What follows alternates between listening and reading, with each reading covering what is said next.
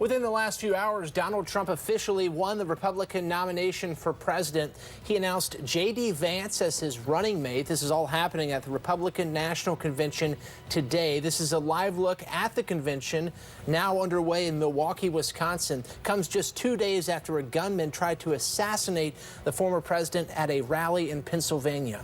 Responses to the attack on Trump continued to flood in today. The FBI works to determine why the shooter, a registered Republican, was going after him in the first place, and the Secret Service facing some mounting questions for failing to prevent the attack. Good afternoon. Thanks so much for joining us on this Monday for Katu News at 4. I'm Deborah Knapp. And I'm Rick Aswell. We'll have a live interview with Oregon Senate Minority Leader from the convention in just a few minutes. First, though, Donald Trump announced JD Vance as his running mate today. The junior senator from Ohio is something of a newcomer in Washington. Vance was elected to the Senate in 2022. His term started in 23. The 39-year-old served in the Marine Corps before studying at Ohio State and Yale Law School. He was once a never-Trump Republican. He's evolved into one of the former president's biggest supporters in the Senate. Vance promised he'd be ready if picked. If you ask me, I would certainly have to think about it seriously because I do want to help him, and I want to help him govern the country successfully. Vance is married with 3 children. He converted from an evangelical church to Catholicism in 2019. His 2016 book, Hillbilly Elegy, is a New York Times bestseller. President Biden weighed in on the news today, calling Vance, quote, a clone of Trump on the issues. The Biden campaign says Vice President Kamala Harris is ready to take Vance on in the VP debate. Democrats accepted CBS' invitation to debate either next week or in August. Trump's campaign has not responded. Now to the investigation into the attempted assassination on former President Trump and the fallout here in the Northwest and across the globe. We're on your side with team coverage tonight. K2's Barry Mangold is live for us, looking into any possible fears from local election workers as we approach November. But first, let's turn to national correspondent Kayla Gaskins on Capitol Hill with what we're learning about the security breakdown during the assassination attempt.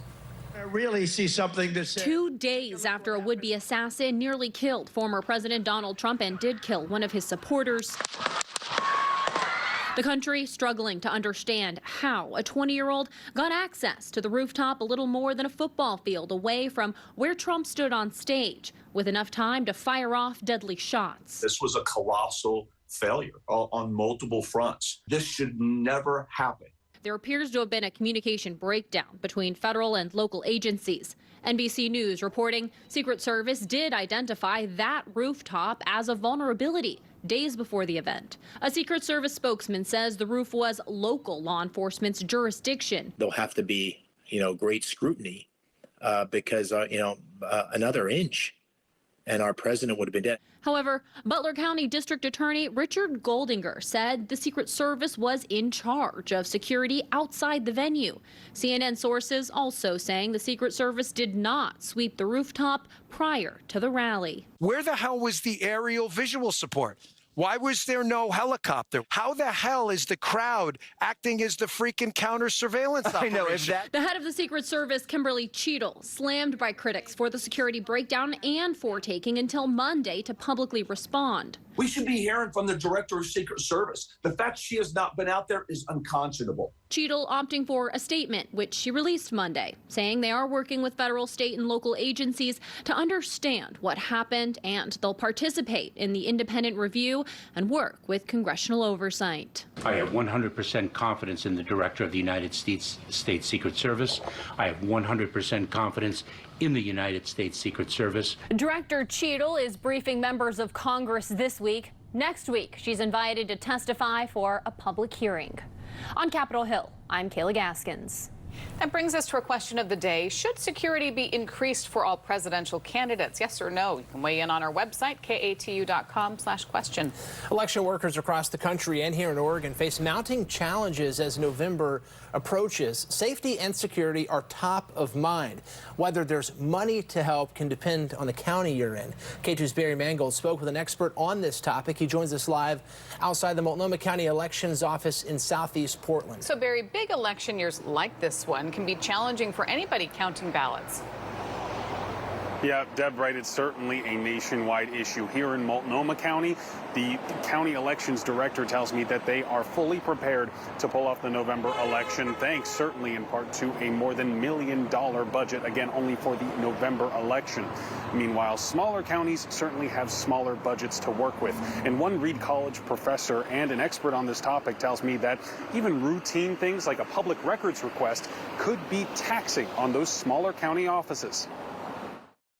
They just bury the offices. So offices that told us that they might be seeing 2 or 3 requests a month are seeing 2 or 3 a day. That might not seem like much, but they are obligated to respond to these requests. So that has just dramatically increased the pressures. As election workers across Oregon prepare for November, political tensions in the country hitting a new high.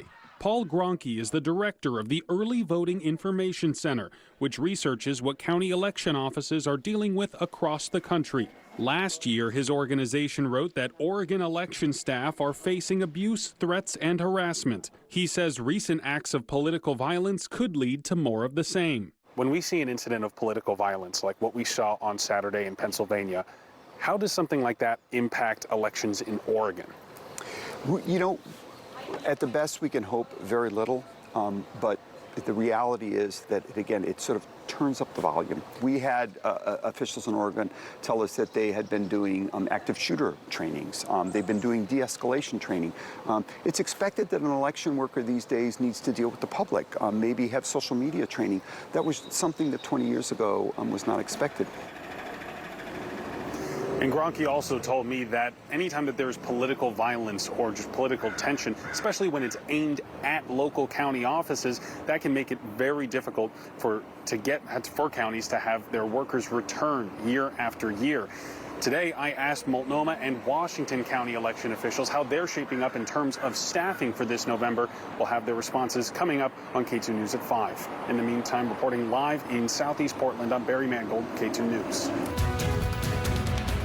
Returning now to our top story, today is the first day of the Republican National Convention. Former President Trump nominated JD Vance as his vice president. This is a live look at the event. It all comes as the FBI investigates Saturday's attempted assassination of Trump. As we mentioned at the top of the hour, the RNC runs today through Thursday in Milwaukee, Wisconsin.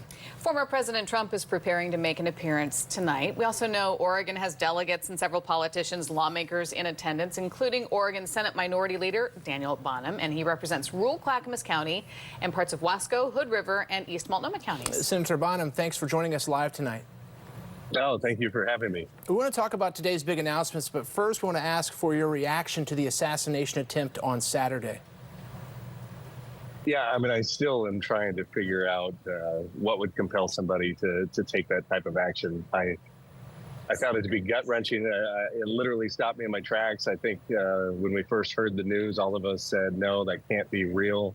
And of course, in this day and age with Twitter and other social media, we saw real-time footage of what happened and saw with our own eyes that indeed shots had rung out and that tragically people lost their lives. So, you know, just another reminder of how bad politics has gotten here in the United States. And that I think, as you've seen from a very bipartisan group of lawmakers across the nation, all for toning down the rhetoric.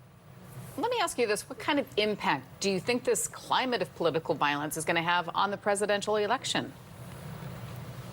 I don't know that it is. I think it's sobering, for one, but I think the thing that's going to drive this election is what people are experiencing in their daily lives, the economic strife, the public safety concerns. I think there are a lot of things that are going to dictate this election. And I do think this is something that certainly raised people's awareness, and there was a reminder that an election's happening. But I think realistically, the daily burden on people's budgets, their interaction with society is going to drive people's votes come November. How would you describe the mood there after the attempted assassination over the weekend? It's fascinating to be here to see this moment of democracy in action. I've never been able to attend a national convention and to see, just the American spirit here live and in person has been humbling just to be here and be a part of it. It's been awe-inspiring as well. There's a lot of hope in this room. And so I don't know that people are having a negative reaction in this moment. I definitely think they felt it. They want to fight back. I do think that one moment where President Trump, reached out and shook his fist and said, fight, fight, fight, has been a rallying cry for some people here. But generally speaking, I really do think that this is about the American dream and about how our political system works. Today, Trump became the official nominee for the third time. What do you think Republicans in Oregon want to see from him between now and November?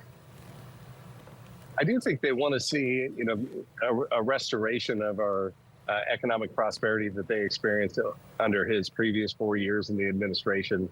I do think they want to see some security concerns addressed, but simultaneously, I do think they want him to unite this country. I don't think they want him to be a divisive president. I think they want us to be the United States of America. And so I'm looking forward to seeing him in this next 4 years lead us forward in that direction. Finally, Trump named JD Vance, of course, Ohio senator and an author, as his pick for vice president. What do you think Vance brings to the ticket for Trump? It's funny that you mentioned that he was an author. I disassociated those two things. I forgot, thinking of him only as a politician, that I had read Hillbilly Elegy, and thinking back to what I remember from reading that book, the lessons he learned up in the hills where he was from, and where people felt disconnected from leaders in Washington. I think he brings a perspective that's fresh, unique, and much needed at this time for a lot of people around the United States that feel forgotten. Oregon Senate Minority Leader Daniel Bonam, thank you so much for your time this afternoon. Thank you so much. Well, K2 is on your side this election season. You can follow us for continuing coverage online at k2.com as well as on air.